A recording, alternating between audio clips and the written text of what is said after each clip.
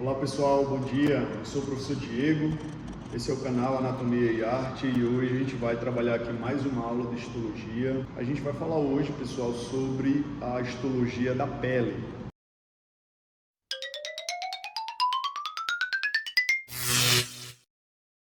A pele, ela é o maior órgão que a gente possui no corpo humano, em área possui aproximadamente 2 metros quadrados. E a pele, ela segue um dos princípios de construção corpórea, que é o princípio da estratificação. A estratificação, ela fala que o nosso corpo ele é composto por camadas, né, ou também chamados de estratos. E isso é bem visível, né, bem perceptível quando a gente estuda a histologia da pele. Então a nossa pele ela é composta por duas camadas.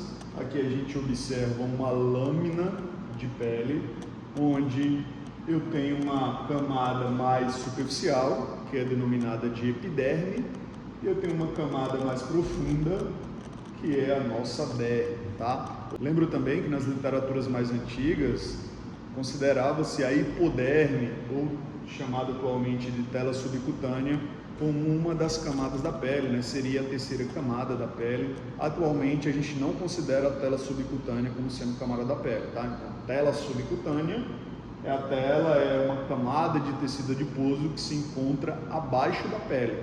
Se está abaixo da pele, logo não faz parte dela. Então a literatura atual traz a pele como sendo composta por duas camadas.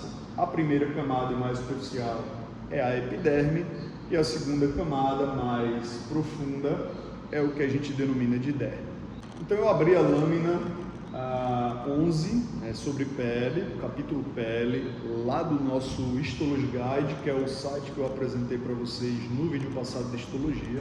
Esse é um site gratuito, tá? Então todos vocês podem entrar no histologyguide.com e acessar as diversas lâminas que eles disponibilizam. Após clicar nessa lâmina de pele, pessoal, vou pedir que vocês cliquem aqui na epiderme. Então, após clicar em epiderme, vai aparecer aqui a nossa primeira camada, né, a camada mais superficial da pele, que é a nossa epiderme. A epiderme, ela vai ser subdividida, então ela apresenta subcamadas, que é o que a gente vai trabalhar a partir de agora, tá bom? Então, nós temos aqui basicamente 5 camadas presentes na nossa epiderme, tá? Em algumas lâminas eu não vou conseguir observar as 5 camadas, eu só vou ver 4 camadas e aí eu vou explicar o motivo. Pessoal, na epiderme a gente apresenta então o nosso epitélio. O epitélio presente na pele é o epitélio estratificado, pavimentoso, queratinizado, né? A gente apresenta aqui na camada mais superficial uma espessa camada de queratina. Na base desse epitélio eu tenho uma camada de células que é denominada de camada basal. Vou tentar aqui dar um zoom. Aqui vemos a camada basal presente na epiderme, que é essa camada mais próxima à base do epitélio. É importante lembrar que essa camada basal é uma camada que tem uma capacidade germinativa. Então, os queratinócitos, que são as células presentes na nossa epiderme, eles são produzidos a partir da camada basal. Então, na camada basal, nós temos células germinativas que irão dar origem a todas as células que compõem as demais camadas da nossa epiderme. A epiderme ela é composta, em sua maior parte, por queratinócitos. Mais de 80% das células que compõem a epiderme são queratinócitos. Porém, nós temos outros tipos celulares presentes aqui na epiderme, como, por exemplo, os melanócitos. Tá? Os melanócitos são células que estão presentes na base do epitélio e que estão relacionados com a produção da melanina. A melanina é um pigmento liberado pelo melanócito que tem como característica da coloração a nossa pele e também nos protege contra a radiação ultravioleta. As células que sobem, né, a partir da camada germinativa, a partir da camada basal, que é a primeira camada da nossa epiderme, chegam no segundo extrato, né, ou segunda camada, que é denominado de extrato espinhoso. O segundo extrato da epiderme é o nosso extrato espinhoso. O extrato espinhoso ele recebe esse nome, pois ele apresenta junções intercelulares, que são os desmossomos, que aparentam, né, essa característica de espinho, né, essa comunicação entre uma célula e outra, que são realizadas por demossomos, se assemelham a processos espinhosos. Então essa camada recebe o nome de camada espinhosa. A terceira camada de células é uma camada onde a gente vai apresentar células mais basófilas. Essa característica das células serem mais basófilas vão deixar aqui, ó, a nossa terceira camada da epiderme com uma coloração mais escurecida, tá? Pois o interior dessas células apresentam grânulos de uma proteína chamada de queratohialina. Então a presença da grande quantidade dessa proteína de queratohialina deixa o interior da célula mais escurecido após a coloração, e essa camada recebe o nome de camada granulosa. Após a camada granulosa, em algumas lâminas, a gente vai observar uma quarta camada, que é a camada lúcida. A camada lúcida, ela se apresenta com um aspecto mais esclarecido. Vamos abordar aqui uma outra lâmina em que isso é mais visível. Olha essa lâmina, que interessante. Aqui eu tenho uma camada espinhosa um pouco mais abaixo, camada granulosa um pouco mais escurecida, e aqui branquinho, e aqui essa faixa mais iluminada a gente denomina de camada lúcida. A camada lúcida, ela é caracterizada por apresentar proteínas que são mais translúcidas. Então uma proteína denominada de eleidina, que é formada a partir da sua proteína precursora, que é a queratohialina, ela tem essa característica de ser mais translúcida e, consequentemente, a luz ela vai dar esse aspecto mais esbranquiçado à camada lúcida, tá? A partir da camada lúcida, nós temos a camada córnea. Na camada córnea é uma camada formada basicamente por células mortas, tá? Então tem queratinócitos que morreram e o que restou foi um arcabouço de queratina, né, dando a estrutura, dando o formato a essa nossa última camada da epiderme, que é a nossa camada córnea. Então o estrato córneo é a camada mais superficial da pele, né, composta por uma camada de células mortas, ou seja, uma camada rica em queratina, e que apresenta essa espessura toda aqui em uma pele grossa, em uma pele espessa. Lembro que a espessura da pele ela pode variar de acordo com a região do corpo, tá? Então, locais em que a gente possui normalmente maior regiões de atrito, a pele ela vai se encontrar mais espessada. Em locais em que a gente encontra um menor atrito, essa camada ela vai acontecer de uma forma mais delgada, tá?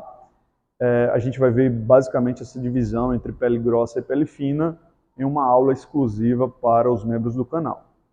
Agora vamos falar um pouco sobre a segunda camada da pele, a camada mais profunda, que é a nossa derme.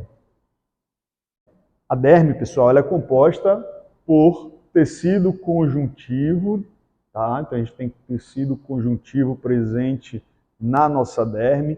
É na derme que nós encontramos a maioria dos anexos da pele, e a gente vai falar um pouco sobre cada um desses anexos, tá? E aí lembro que a nossa derme também é subdividida, também segue o princípio da estratificação e se subdivide em dois estratos ou duas camadas. Então a gente possui uma camada mais superficial, tá, mais próxima da epiderme, que é composta basicamente por tecido conjuntivo frouxo, que é a camada papilar. Aqui temos uma camada papilar com maior aumento, onde nós podemos observar esse tecido conjuntivo frouxo, rico em vasos sanguíneos, que são importantes, pois a derme ela é bastante vascularizada, enquanto que a nossa epiderme ela é avascular. A epiderme ela não apresenta vasos sanguíneos, tá? A nutrição das células epidérmicas acontece a partir de uma difusão de nutrientes, né, e oxigênio que partem da derme em direção à nossa epiderme, tá?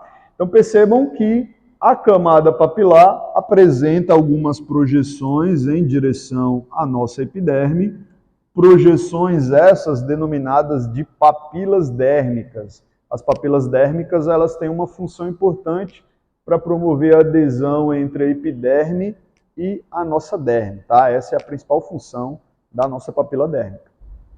A segunda camada, a camada mais profunda da epiderme, é denominada de camada reticular, tá? Então, a camada